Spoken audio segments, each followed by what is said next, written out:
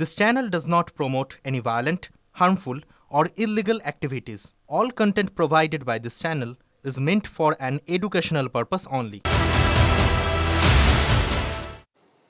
নমস্কার, দেখছেন টিভি9 বাংলা। আপনাদের সঙ্গে রয়েছি আমি শুভজিৎ মিত্র। আর এই মুহূর্তের যে ছবির দিকে নজর রাখবো, কলকাতা ইতিমধ্যেই নিয়ে আসা হচ্ছে জীবনকৃষ্ণ সাহাকে মেডিকেল টেস্টের জন্য। তাকে বিধাননগর মহকুমা হাসপাতালে নিয়ে যাওয়া হয়, তারপর সেখান থেকে সবেমাত্র বের করা হয়েছে বড়ুয়া তৃণমূল বিধায়ককে। এক্সক্লুসিভ ছবি আপনাদেরকে দেখাচ্ছি। সৌরভ রয়েছেন আমাদের সঙ্গে, আমাদের সহকর্মী। সৌরভ, মেডিকেল টেস্টের জন্য বিধায়ক মশাইকে নিয়ে যাওয়া হয়েছিল, দৌড়ঝাঁপও তো করেছিলেন, পড়ে পড়ে গিয়ে আঘাত পাননি তো? এই বয়সে দৌড়ঝাঁপ কি জানা যাচ্ছে? শুভজিৎ, বিধাননগর মহকুমা হাসপাতালে মেডিকেল পরীক্ষা করানোর সময় জীবনকৃষ্ণ সাহা অন ক্যামেরা বলেছেন যে তিনি কোনো মোবাইল ছোড়েননি। অর্থাৎ যে খবর সকাল থেকে ইডির মারফত দাবি করা হচ্ছিল সেটিকে তিনি খারিজ করেছেন যে তিনি মোবাইল ছুঁড়ে দিয়েছেন, বা যে ছবি ধরা পড়েছিল যে ইডির একজন আধিকারিক একটি মোবাইল নিয়ে হাতে নিয়ে বেরোচ্ছেন, এবং সেখান থেকে যে প্রশ্নটা জেগেছিল যে কেন ইডির আধিকারিক এই মোবাইল এভাবে হাতে নিয়ে বেরোচ্ছেন। জীবনকৃষ্ণ সাহা বিধাননগর মহকুমা হাসপাতাল থেকে বেরোনোর সময়, এমার্জেন্সি থেকে বেরোনোর সময় দাবি করেছেন অন ক্যামেরা। সেই বাইট আমাদের কাছে রয়েছে। টিভি9-এর কাছে এক্সক্লুসিভলি প্রথম তিনি জানান যে তিনি কোনো মোবাইল ছোড়েননি। মোবাইল ছোড়ার যে কথা বলা হচ্ছে সেটা সর্বৈব মিথ্যা। এবং পরবর্তী ক্ষেত্রে আমরা জিজ্ঞেস করি যে তিনি কেন পালাতে গিয়েছিলেন, সেটিও তিনি অস্বীকার করছেন। তার বিরুদ্ধে ষড়যন্ত্র হয়েছে এমনটাই তিনি দাবি করছেন। এই বিষয়গুলি অর্থাৎ বিধাননগর মহকুমা হাসপাতালে মেডিকেল পরীক্ষা করানোর সময় সংবাদ মাধ্যমের মুখোমুখি হয়ে আজ সকাল থেকে জীবনকৃষ্ণ সাহাকে গ্রেফতারির পাশাপাশি যে বিষয়গুলি ভীষণভাবে সামনে এসেছিল, এক, যে তিনি এবারও প্রথমবারের মতো তার মোবাইল ছুঁড়ে ফেলে দেন।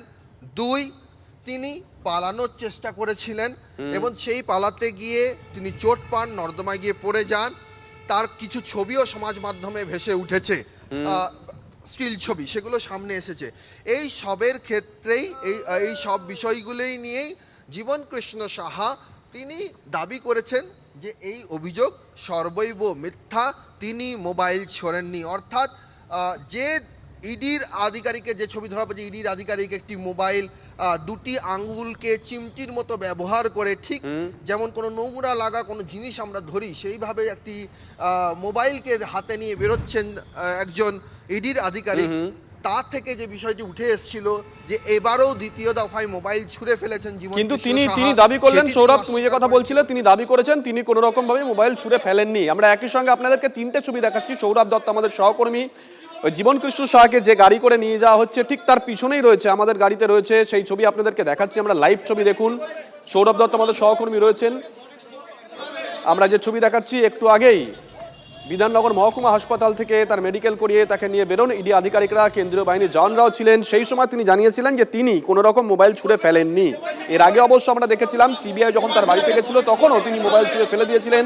পরে সেই পুকুরে জল ছেঁকে সেখান থেকে তার দুটো মোবাইল উদ্ধার হয়েছিল, সেগুলো ফরেন্সিকে পাঠানো হয়েছিল। সেখান থেকে সব রকম ডেটা এসেছিল কিনা, পাওয়া গেছিল কিনা, তা নিয়েও কিন্তু একটা প্রশ্ন উঠেছিল পরবর্তী সময়। আজকে সকালে যে খবর আমরা পেয়েছিলাম যে ইডি তার বাড়িতে যেতেই বিধায়ক পালিয়ে যাওয়ার চেষ্টা করেন, জলকাদার মধ্যে আছাড় খেয়ে পড়েন। একটা ছবিও সংবাদ মাধ্যমের হাতে আসে, সোশ্যাল মিডিয়ায় ভাইরাল হয়, সেই ছবি মার্ক করে দেখাচ্ছি আপনাদেরকে। আর এবার নাকি তিনি তার মোবাইল দুটো ফেলে দিয়েছিলেন নর্দমায়, সেখান থেকে উদ্ধার করা গেছে। যদিও আজকে হাসপাতালে মেডিকেল করানোর পর যখন বের করা হয় বিধায়ককে, তখন বিধায়ক দাবি করেছেন তিনি তার মোবাইল ফেলেননি, এটা তার দাবি। সুজয় পাল আমাদের সঙ্গে রয়েছেন, আমাদের সহকর্মী। সুজয়, এখনো পর্যন্ত ইডি তার কাছ থেকে কোন কোন বিষয়গুলো জানতে চেয়েছে এটা তো জানতে চাইবো, এক নম্বর। আর দু নম্বর, এর আগে 13 মাস সিবিআই যখন অ্যারেস্ট করেছিল তখন জেলে ছিল, ইডি কি তাহলে তার পরবর্তী সময় কিছু পেয়েছে? নইলে তখন তো সোন অ্যারেস্ট করতে পারতো, তাই না?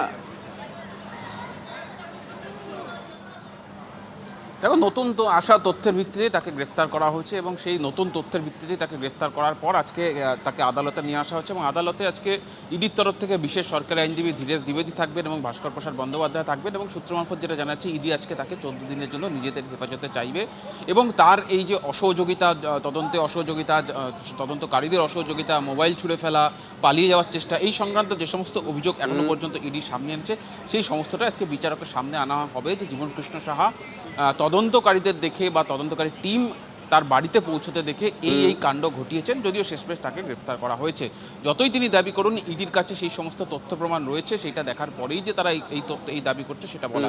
এবং যেটা দেখতে চাইছে ইডি, যে এই আর্থিক লেনদেনটা কোথায় গেল। এই যে বিপুল পাহাড় প্রমাণ দুর্নীতি এবং সেই দুর্নীতির টাকা যেটা ইডি দাবি করছে, যে এই জীবনকৃষ্ণ সাহা যারা ওয়েটিং লিস্ট ক্যান্ডিডেট তাদের থেকে টাকা নিয়েছেন এবং টাকা ফেরত দেননি, সেই টাকাটা কোথায় রাখলেন সেটাই তারা খুঁজছেন। এবং সেই খুঁজতেই স্থাবর অস্থাবর সম্পত্তি খোঁজার জন্যই তাকে গ্রেফতার করা, তার কারণ তিনি তদন্তে সহযোগিতা করেননি।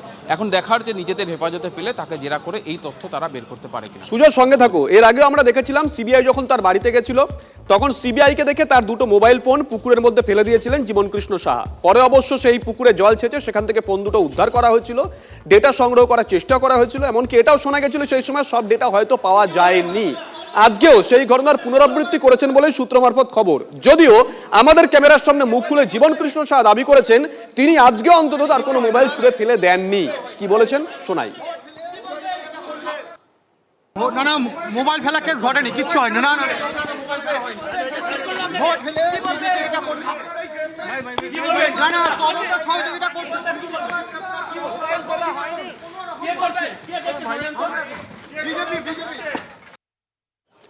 জীবনকৃষ্ণ সাহা যে দাবি করেছেন সেই দাবি আপনাদেরকে আমরা শোনালাম। এর আগে যখন সিবিআই তাকে গ্রেপ্তার করেছিল তখনও কিন্তু আদালতে এই প্রসঙ্গ উঠে এসেছিল, তিনি তথ্য গোপন করতে চাইছেন তাই মোবাইলগুলো ফেলে দিয়েছিলেন। তিনি তথ্য গোপনের অভিযোগ উঠেছিল, তার জামিনের ক্ষেত্রে সেই অভিযোগ প্রতিবন্ধকতাও তৈরি করেছিল সেই সময়। এবার কি তাহলে আগে ভাগেই নিজের তরফ থেকে যুক্তি দিয়ে রাখলেন? সৌরভ দত্ত আমাদের সঙ্গে রয়েছেন। সৌরভ, বডি ল্যাঙ্গুয়েজ কেমন দেখলে জীবনকৃষ্ণ সাহা যখন এই কথাগুলো বলছিলেন তিনি? দেখো, জীবনকৃষ্ণ সাহার যে বডি ল্যাঙ্গুয়েজ যদি বলো, শরীরী ভাষা যদি বলো, তাহলে যথেষ্টই তাকে আত্মবিশ্বাসী দেখিয়েছে। এ কথা বলার সময় কিছুটা মনে হয়েছে যে তিনি পরিকল্পনা ছকেই নিয়েছিলেন নিজের মধ্যে, যে মেডিকেল পরীক্ষা করে যখন বার করে যখন নিয়ে যাওয়া হবে এবং সুযোগ পেলেই তার যে কথাগুলো বলার সেই কথাগুলো তিনি বলবেন, যে অভিযোগগুলো ওড়ানোর সেই অভিযোগগুলো তিনি ওড়াবেন। এবং ঠিক তাই হয়। যখন মেডিকেলের এমার্জেন্সির যে মেডিকেল যে পরীক্ষা করানোর যে কক্ষ, সেই কক্ষের পাল্লা যখন খুলে দেওয়া হয়, পাল্লা খোলার পর তিনি এক নজরে দেখে নেন যে মিডিয়ার উপস্থিতি কেমন রয়েছে। এবং সেটা দেখানোর পর যখন সেন্ট্রাল বাহিনীর জওয়ানরা, কেন্দ্রীয় বাহিনীর জওয়ানরা এক এক করে সব সংবাদ মাধ্যমকে সরানোর চেষ্টা করছিলেন, ঠিক সেই সময় একটি কৌণিক অবস্থান থেকে যখন আমরা জীবনকৃষ্ণ সাহার কাছে নিয়ে যাই, বুম মাইক জীবনকৃষ্ণ সাহার কাছে নিয়ে যায়, তিনি বিন্দু মাত্র সময় নষ্ট না করে জানিয়ে দেন যে তার বিরুদ্ধে যে অভিযোগগুলো সেই অভিযোগ সর্বৈব মিথ্যা। কোন অভিযোগ?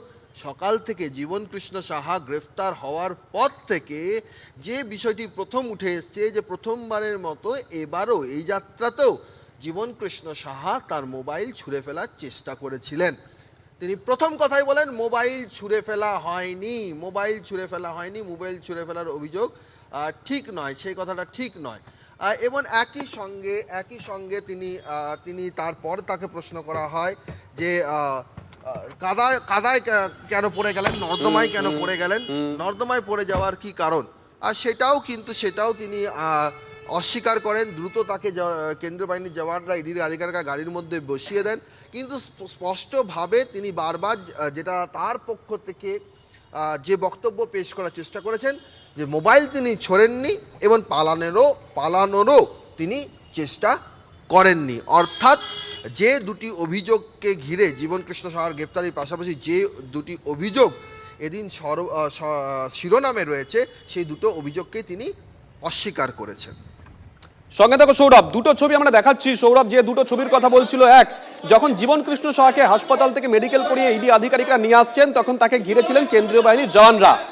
ক্যামেরা দেখতে পেয়ে, মাইক দেখতে পেয়ে জীবনকৃষ্ণ সাহা কিছুটা নিজে থেকে এগিয়ে আসার চেষ্টা করেন এবং যতটা এগোতে পেরেছেন সেখান থেকেই তিনি ক্যামেরার সামনে দাবি করেন যে তিনি আজকে কোনো রকম মোবাইল ছুঁড়ে ফেলে দেননি, এই দাবি করেছেন। এর আগে দেখেছিলাম সিবিআই যখন 2023 সালে তার বাড়িতে রেড করেছিল, যেদিন তাকে অ্যারেস্ট করা হয় সেদিনকে তিনি দুটো মোবাইল ফেলে দিয়েছিলেন পুকুরে। পরে পুকুরে জল ছেঁচে সেখান থেকে মোবাইলগুলো উদ্ধার করা হয়েছিল, ডেটাগুলো সংগ্রহ করেছিলেন তদন্তকারী আধিকারিকরা। যদিও সেই সময় প্রশ্ন উঠেছিল সব ডেটা কি সংগ্রহ করতে পেরেছেন তারা, এই বিষয়টা আদালতে সেদিনকে তুলে ধরা হয়েছিল সিবিআই তরফ থেকে। এবং এই বিষয়টা তুলে ধরার পরেই জীবনকৃষ্ণ সাহা তৎকালীন সময়ে জামিনে একটা প্রতিবন্ধকতা তৈরি হয়, তাহলে কোথাও গিয়ে কি আগে ভাগে একটু কৌশলী হয়ে পড়েছেন? এই প্রশ্ন কিন্তু উঠতে শুরু করে দিয়েছে। নিয়োগ দুর্নীতি মামলায় ফের গ্রেপ্তার বড় তৃণমূল বিধায়ক, যে খবরের দিকে নজর রাখছি। সিবিআই তাকে গ্রেপ্তার করেছিল, আর এবার ইডির হাতে গ্রেপ্তার হলেন জীবনকৃষ্ণ সাহা।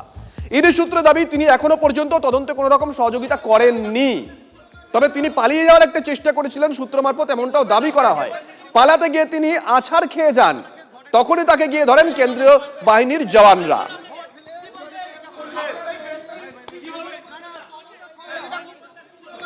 একজন বিধায়ক পরপর দুবার গ্রেপ্তার, একবার সিবিআই এর হাতে, 15 মাসের মাথায় ইডির হাতে। বেশ কয়েকটা পলিটিক্যাল রিঅ্যাকশন পেয়েছি, কোন পক্ষ কি বলেছেন শোনাই। ডেসপারেট এর আগেও প্রাচীরে ঝুলেছিল, পুকুরে লাফাচ্ছিল, এবারে পুকুর অবধি যায়নি, নালাতে পড়েছে।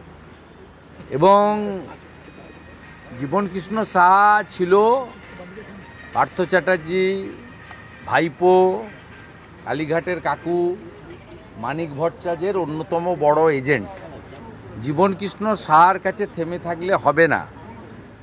জীবনকৃষ্ণ সাহা কান্দি, নবগ্রাম, খড়গ্রাম এইসব এলাকার এমএলএদের দিয়ে তালিকা তৈরি করা, টাকা তোলা এবং সেই লোকেদেরকে টাকার বিনিময়ে চাকরি পাইয়ে দেওয়ার কাজ করেছেন। অর্থাৎ কান টেনেছেন ঠিক আছে, মাথাকেও টানতে হবে। খুব সামান্য লিড ছিল, হয়তো মানে জনপ্রিয় আমাদের এমএলএ সাহেব ছিলেন না, তাই ওই লিডটুকু হয়েছিল। যদি উনি থাকতেন তাহলে পরে বিজেপির ওই রেজাল্ট হতো না। বিজেপিরা দেখে নিচ্ছে যে আসলে তো আমাদের এই জনপ্রিয় সে মানে বিধায়ক যদি থাকে তাহলে পরে আগামীতে আমাদের হার অবসাম্বী, সেই ভেবে এই জিনিসগুলো ঘটানো হয়। আইনের পথে চলবে, দলের বিধায়ক না কি সেটা বড় বিষয় না। বড় বিষয় হচ্ছে যে অন্যায় অন্যায়, এবং যে কোনো এজেন্সি যে কোনো কারো কাছে যদি তার বিরুদ্ধে এলিগেশন থাকে, হুমায়ুন কবির হতে পারে, রাম শ্যাম যদু মধু যে কেউ হতে পারে, তাকে যার বিরুদ্ধে ইনভেস্টিগেশন যাবে তাকে ফেস করতে হবে, তাকে সামনাসামনি তাকে সহযোগিতা করতে হবে সেই সব আধিকারিকদের। এ না করে উল্টো করেছে। কেন্দ্রীয় এজেন্সিগুলির তদন্ত আদালতের নির্দেশে করছে। এখনো পর্যন্ত সব মিলিয়ে 55 জন অভিযুক্ত হয়েছে বিভিন্ন এফআইআরে। ইতিমধ্যে জীবনকৃষ্ণ সিবিআইয়ের মামলাতে জেলে ছিল, এবার এখন ইডি তার বাড়িতে গেছে। একজন রাজ্যের মন্ত্রীর বিরুদ্ধেও আবার নতুন করে চার্জশিট হয়েছে। তো সব মিলিয়ে আমার ধারণা যে যারা পশ্চিমবঙ্গে গত 10-15 বছরে এখানে চাকরির দোকান খুলে যারা বসেছিল, এবার তাদের শাস্তি প্রক্রিয়া ত্বরান্বিত হবে। তার ফলে নর্দমায় বা পুকুরে ফোন ফেলে আমার মনে হয় না এই শাস্তি থেকে অভিযুক্তরা বাঁচবে। মনোয়ার যিনি তৃণমূলের বিধায়ক, তিনি জানেন যে তিনি অপরাধ করেছেন, নাম্বার পাওয়া যেতে পারে। সেই মোবাইল নাম্বার পেলে তার দলের আরও নেতা মন্ত্রী শান্তি দুর্নীতির ভাগ যাদেরকে যাদেরকে দিয়েছেন তার সঙ্গে কাদের কাদের কতটা গভীর সম্পর্ক সেগুলো হয়তো জানাজানি হয়ে যাবে। তাই মানে তথ্য প্রমাণ লুকিয়ে ফেলো। বাংলায় সব কিছুর অভাব থাকলেও তৃণমূল দলের চুরি বাটপাড়ি দুর্নীতির কোনো অভাব এ বাংলায় হতে দেয়নি তৃণমূল। এখানকার পুলিশ কিছু দেখতে পায় না, তাই চুরি বাটপাড়ি দুর্নীতি করে সবাই অব্যাহতি পেয়ে যায়। কখনো সিবিআই ইডিকে দেখে মনে হয় হয়তো কিছু করবে, তারপরে আবার সেই আশা নিরাশায় রূপান্তরিত হয়। সুজয় পাল আমাদের সঙ্গে রয়েছেন, আমাদের সহকর্মী। সুজয়, সৌরভ দত্ত আমাদের সহকর্মী একটু আগে যে কথা বলছিল যে ক্যামেরার সামনে এসে জীবনকৃষ্ণ সাহা দাবি করেন তিনি তার মোবাইলটা ফেলে দেননি, এটা তার দাবি। কিন্তু সূত্র আবার দাবি করছে যে তিনি আজকে তার মোবাইল ফেলে দিয়েছিলেন, সেটা তৎক্ষণাৎ তুলে আনা সম্ভব হয়েছে। সুজয়, এটাও ঠিক যে সিবিআই যখন অ্যারেস্ট করেছিল একই ঘটনা ঘটেছিল, তখনকার বিষয়গুলো একটু জানতে চাইবো। তখন সিবিআইয়ের তরফ থেকে আদালতে কি কি বলা হয়েছিল সেইগুলো রিকল করে কি আজকে একটু আগে থেকে এই কৌশলটা অবলম্বন করতে চাইলেন বিধায়ক? দেখো, কেউ গ্রেফতার হলে তারপর যে আদালতে নথি বা রিমান্ড পেপার যেটা দেওয়া হয়, সিবিআই তখন গ্রেফতার করার পর রিমান্ডে সেটা উল্লেখ করেছিল যে সেই মোবাইল ফেলে দেওয়া হয়েছিল এবং সিবিআইয়ের তরফ থেকে সে সময় যে বিশেষ সরকারি আইনজীবী ছিলেন তিনিও আদালতে বিচারকের সামনে অভিযোগ করেছিলেন যে এই দুটি মোবাইল ফেলে দেওয়া হয়েছিল। সুতরাং এক্ষেত্রেও আজকে ইডির যে লিগ্যাল টিম রয়েছে, ইডির লিগ্যাল টিমে ধীরেজ দ্বিবেদী রয়েছেন, ভাস্কর প্রসাদ বন্দ্যোপাধ্যায় রয়েছেন, তারাও আজকে একই অভিযোগ সামনে আনতে চলেছেন এবং ইডি দাবি করছে যে তারা সিসিটিভি ফুটেজ দেখে তারা নিশ্চিত হয়েছেন, তারপরেই কিন্তু তারা সেই মোবাইল খুঁজেছেন এবং সেই বিধায়ককেও সেখান থেকেই তারা পাকড়াও করেছেন, তেমনটা দাবি করছেন। এখন দেখার আদালতে শুনানি শুরু হলে শেষ পর্যন্ত ইডি আদালতে কি দাবি করে, অর্থাৎ শুধুমাত্র কি তারা এই দুর্নীতি সংক্রান্ত বিষয়ে আদালতে অভিযোগ জানায়, নাকি তার এই অসহযোগিতা বা সকাল থেকে ঘটনা পরম্পরা যা যা হয়েছে তাকে গ্রেফতারের আগে পর্যন্ত সেই বিষয়গুলি তোলে। ফলে আর কিছু সময়ের অপেক্ষা, আর কিছু সময়ের মধ্যেই বিচার ভবনে বিশেষ আদালতে তাকে নিয়ে আসা হবে এবং যেটা জানা যাচ্ছে আদালত সূত্রে বিচারক প্রশান্ত মুখোপাধ্যায় এজলাসে আজকে পেশ করা হবে জীবনকৃষ্ণ সাহাকে এবং পেশ করার সঙ্গে সঙ্গেই তাকে ইডির তরফ থেকে 14 দিনের জন্য নিজেদের হেফাজতে চাওয়া হবে। তার কারণ এই দুর্নীতিতে, অর্থাৎ নবম দশম একাদশ দ্বাদশ যে দুর্নীতি, সেই দুর্নীতিতে জীবনকৃষ্ণ সাহার যে ভূমিকা, তিনি কিভাবে এজেন্টদের ব্যবহার করে কিভাবে যারা ওয়েটিং লিস্টে থাকা প্রার্থী তাদের থেকে টাকা তুলেছেন এবং সেই টাকা ফেরত দেননি অনেক ক্ষেত্রে, সেই টাকা কোথায় তিনি রেখেছেন, কিভাবে রেখেছেন, কার কার নামে রেখেছেন, কালো টাকাও বা সাদা করার চেষ্টা করেছেন কিভাবে, সেই তথ্য তারা আদালতের সামনে নিয়ে আসবে। আমরা এর আগে একাধিক এই নিয়োগ সংক্রান্ত দুর্নীতিতে দেখেছি বেশিরভাগ ক্ষেত্রেই বিভিন্ন শেল কোম্পানি, বিভিন্ন সংস্থা বা বিভিন্ন কোম্পানি তৈরি করে সেই টাকা, সেই কালো টাকাকে সাদা করা হয়েছে। আর এক্ষেত্রে জীবনকৃষ্ণ সাহার এজেন্ট ছিল প্রসন্ন রায়, যার নিজের নামে 83টি সংস্থা ছিল, রেকর্ডে অন রেকর্ড 83টি সংস্থা ছিল। সেই সংস্থাগুলির মাধ্যমে পার্থ চট্টোপাধ্যায়ের টাকা সাদা করেছেন, আবার এক্ষেত্রে জীবনকৃষ্ণ সাহারও টাকা সাদা করেছেন বলেই তদন্তকারীদের দাবি। ফলে কত টাকা প্রসন্ন রায়ের মাধ্যমে গিয়েছে, শুধুই কি টাকা নাকি আর কোথাও সম্পত্তি কেনা হয়েছে নামে বেনামে কালো টাকা সাদা করার জন্য, সেই তদন্তটাই এবার নবম দশম একাদশ দ্বাদশের ক্ষেত্রে জীবনকৃষ্ণ সাহার ক্ষেত্রে তদন্তকারীরা করে দেখবেন, অর্থাৎ ইডি তদন্তকারীরা সেই বিষয়গুলি এখন তদন্ত করবেন এবং ইতিমধ্যেই তারা দাবি করছেন যে সেই হোমওয়ার্ক তারা করেই রেখেছেন যে সেই টাকা কোথায় গেছে, কাদের কাছে গিয়েছে, কিভাবে গিয়েছে, কারা কারা জীবনকৃষ্ণ সাহার এজেন্ট রয়েছেন, সেই তথ্যগুলো ইতিমধ্যেই তারা তদন্ত করার পরেই আজকে তার কাছে গিয়েছিলেন। আজকে জেরা করার, আজকে গ্রেফতার করার পর নিজেদের হেফাজতে নিয়ে আজ থেকেই তারা সেটাকে জেরা প্রক্রিয়া বা পরবর্তী যে তদন্ত প্রক্রিয়া, সেই তদন্ত প্রক্রিয়া এগিয়ে নিয়ে যেতে চান। সঙ্গে দেখো সুজয়, জীবনকৃষ্ণ সাহা, তার সঙ্গে আমরা কথা বলেছিলাম, আমাদের সহকর্মী সৌরভ দত্ত কথা বলেছিল, তিনি ঠিক কি বলেছেন এই মোবাইল ছুঁড়ে ফেলে দেওয়া সম্পর্কে শোনাই। মোবাইল ফেলা কেস ঘটেনি, কিচ্ছু হয়নি। না না, ভোট ফেলে এটা করতে হবে না, না তদন্ত সহযোগিতা করতে মোবাইল ফেলা হয়নি। কে করছে বিজেপি